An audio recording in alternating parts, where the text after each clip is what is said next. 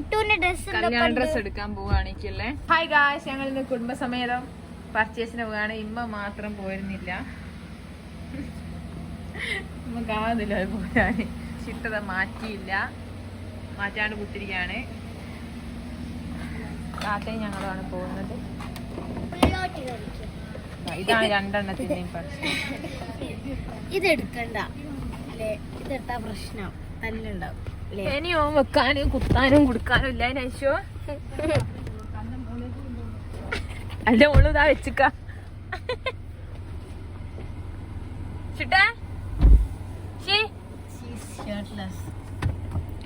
നമ്മൾ അങ്ങനെ പോവുകയാണ്. അതാരാ നോക്കുന്നേ? നോക്കട്ടെ.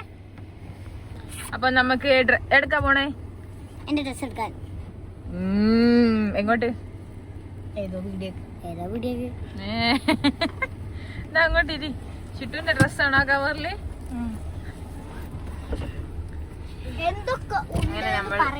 ഇതിന്റെ ഗ്ലാസ് മേലെ എന്തൊക്കെ. നമ്മൾ മെസ്സിനോട് ബായ് പറഞ്ഞു പോവുകയാണ്. ഡ്രസ് എടുക്കാൻ പോവാണ് ഗായ്സ്. കല്യാണ ഡ്രസ് എടുക്കാൻ പോവാണെങ്കിലേ. ഷിട്ടുവിന്റെ ഡ്രസ്സൊക്കെ എന്ത് നോക്കട്ടെ. മിഡിണ്ട്. കല്യാണ ഡ്രസ് അല്ല, ഔട്ട്ഡോറിനുള്ളതോ. പിന്നെ ഒരു മിഡി ഉണ്ട്. എന്തെങ്കിലും ആകുമ്പോ എടുത്തിടാൻ.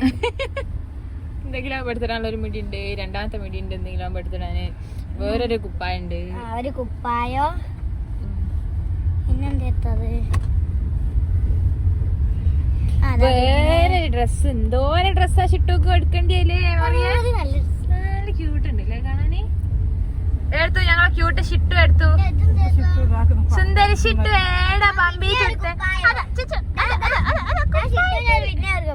എത്ര കുപ്പായ ഷിട്ടുക്കില്ലേ. ഷിട്ടു അടിപൊളി തന്നെ, ഭാഗ്യവാൻ തന്നെ ഷിട്ടുട്ടോ.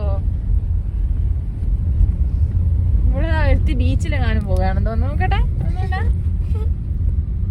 ഇതൊക്കെ ഞാൻ വാങ്ങിച്ചതാണ്. എന്നിട്ട് ഞാൻ ഇത് രണ്ടും മാത്രമേ ഉണ്ട്. അല്ല, ഇതൊക്കെ എന്തത് പറഞ്ഞു, ഒന്നുകൂടി പറയും. ഇതും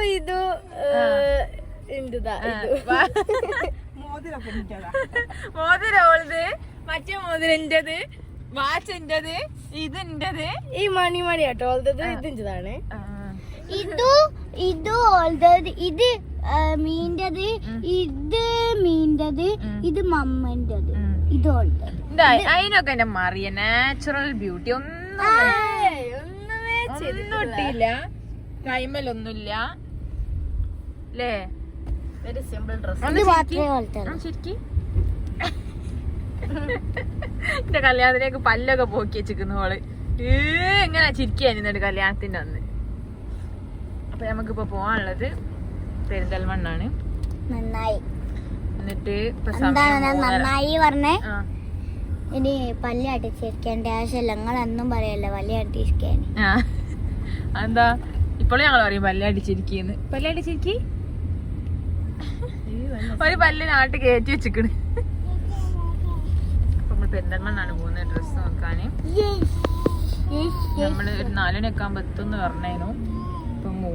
ഓളെ മാത്രം ഒന്നും പറയണ്ട. എന്റെ കൈമേലും കൊറേ സാധനം ഉണ്ടല്ലോ. ഞാൻ ആകെ ഒരു വാച്ചല്ലേ ഇട്ടുള്ളൂ. ഒരു വാച്ച്, ഒരു വള, പിന്നെ ഈമേലൊരു ഇതുണ്ട്, പിന്നെ മാല, പിന്നെ ഡബിളാ.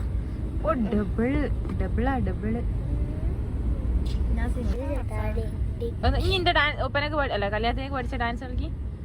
നീ പഠിച്ചോ? ഞാൻ സിംഗിൾ ഡാൻസ് കളിക്കും. ഏത്?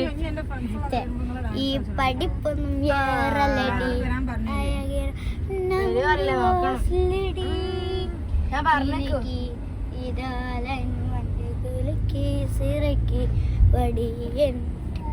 മുട്ടക്കാലക്ക് ഈ ഡാൻസ് മറിയന്റെ ഡാൻസ് കാണാൻ ഫോളോ ചെയ്യുക. എന്റെ കല്യാണത്തിന്റെ എന്നുള്ള സ്പെഷ്യൽ ഡാൻസ് ഉണ്ടായിരിക്കുന്നതായിരിക്കും. പിന്നെ ഐഷുവിന്റെ ഉള്ള ടീമിന്റെ സ്പെഷ്യൽ ഡാൻസ് ഉണ്ടായിരിക്കുന്നതായിരിക്കും. പിന്നെ ഷിട്ടുവിന്റെ ഒരു സ്പെഷ്യൽ ഒപ്പനയും കൂടി ഉണ്ട്. ഓളിപ്പോ കുറച്ച് ദിവസമായിട്ട് പഠിക്കലുണ്ട്. ഷിട്ടു ഒരൊപ്പന ആൾക്കി നോക്കട്ടെ. ഒരൊപ്പന ആൾക്കി.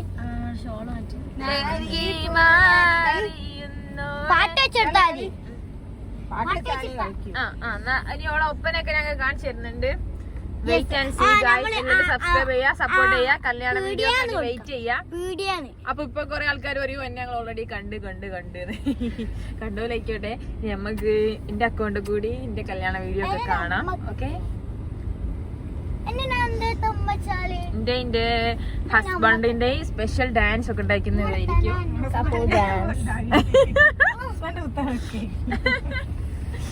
ഞങ്ങൾ നല്ല പ്രാക്ടീസ് ചെയ്ത് നോക്കി.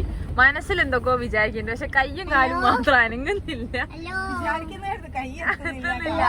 എന്തൊക്കെയോ വിചാരിക്കണ, പക്ഷെ അതുപോലെ ഒന്നും അനങ്ങാൻ പറ്റണില്ല.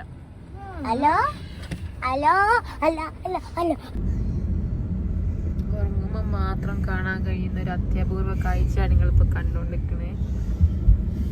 നമുക്ക് സമയം 6 മണിയാണ് പറഞ്ഞത്. അവിടെ എത്തുന്ന സമയം 6 മണി കഴിഞ്ഞു ഗൈസ്.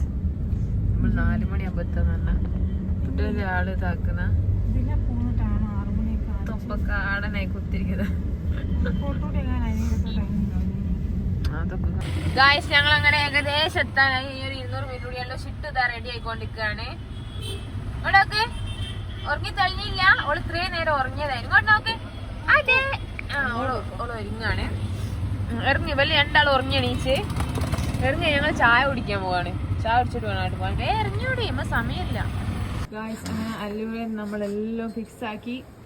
ഒരു യുദ്ധം തന്നെ. അതിന് വളട്ടിന്റെ കൈയൊക്കെ തൊലിയൊക്കെ പോയി. ഇവിടെ കൊയങ്ങിക്കുന്നു, എല്ലാരും കൊയങ്ങിക്കില്ലേ. ഇനി നേരെ ഫുഡ് അടിക്കണം, പൊരേ പോണം. ഒരു 2 മണിക്കൂർ ഓടാൻ തന്നെ ഉണ്ടല്ലേ. ഇതാണ് നമ്മുടെ ഡ്രൈവർ സ്പൾബർഗ്.